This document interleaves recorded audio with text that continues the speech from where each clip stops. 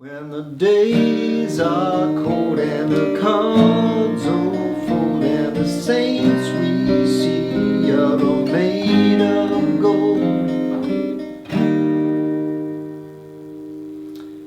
Hi, welcome back to another One Chart lesson. I'm Matt Toms.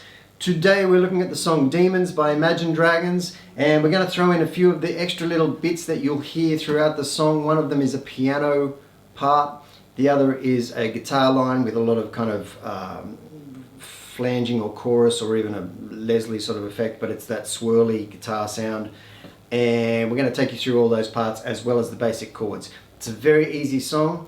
The original key is E flat, it goes to B flat, then it goes to C minor and G sharp. But if we put a capo on our 3rd fret, our chords become C, G, A minor, and F. And that's the 4-chord pattern that goes throughout the entire song. So to break things up and to change things up and make it sound a little bit more interesting as we go along, what we can do is start with single strums, like I did at the start there, 1 per bar. Then you can move into quarter note strums, or what they call crotchet strums, which is basically just 1 strum per beat. And as you're doing that, you can slip little extra strums in just to make it sound a little bit more interesting. 1, 2, 3, 4, and 1, 2, 3, and 4. 1, 2, and 3, 4, and 1, 2, 3, and 4, and then build up to 8th note strums. 1 and 2 and 3 and 4 and 1 and 2. All down strums.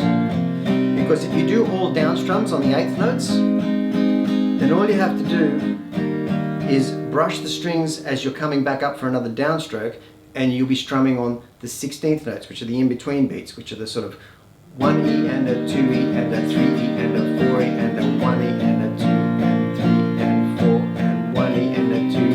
You'll see my hand doesn't really change speed.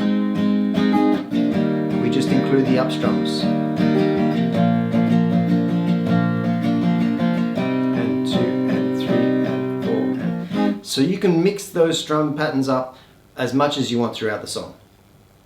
When it comes to the piano part, this is what it basically boils down to. What you're doing is you're still working through those same chords, but now you're picking these patterns, and I'll take you through very slowly, because what we're doing is we're playing our bass note on the 3rd fret A string with our thumb, and then with one of these 2 fingers you're picking the B string, 1st fret, open, 1st fret again, followed by open G. So, and again. At the end of that bar we change to a G, but we keep this finger on the 1st fret B string, and we do the same thing. Then we move to the A minor, and we put all our fingers on the A minor so we can do this. Same thing on the B, but when we go to the G string it's on the 2nd fret. And then finally for the F chord, 3rd fret D string, and 2nd fret on the G string.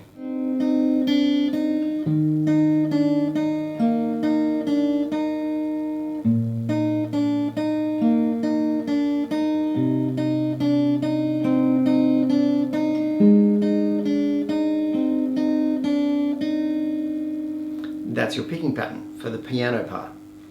Then finally, for the guitar line that you can hear going through it, in some parts of the song, we start on the C, or the 3rd fret A string rather, because it's not technically a C because we've got a capo on the 3rd fret, it's technically an E flat note that you hear.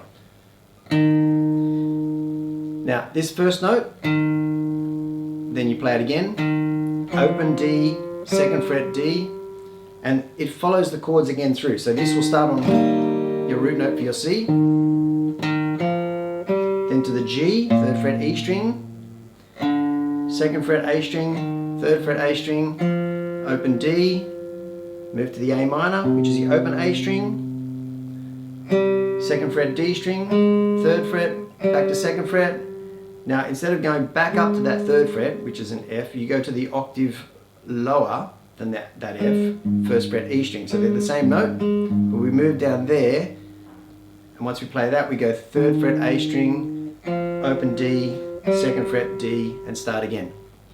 So it's like this.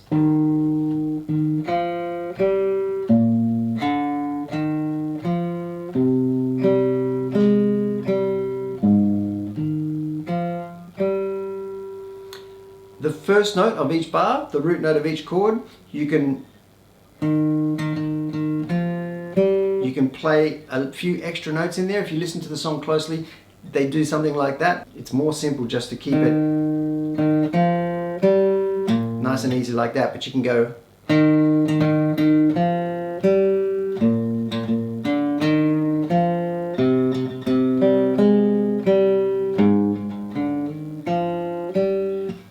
keep it simple, put the extra notes in if you want, but that's the guitar part that you hear every now and then.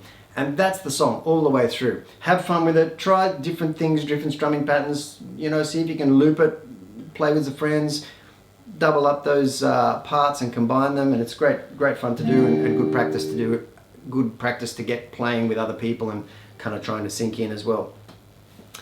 Thanks very much for watching. Please like, subscribe, give me a comment. I love to hear from anyone who's enjoying these lessons and getting something out of it. Thanks for all the support, and we'll see you again here soon.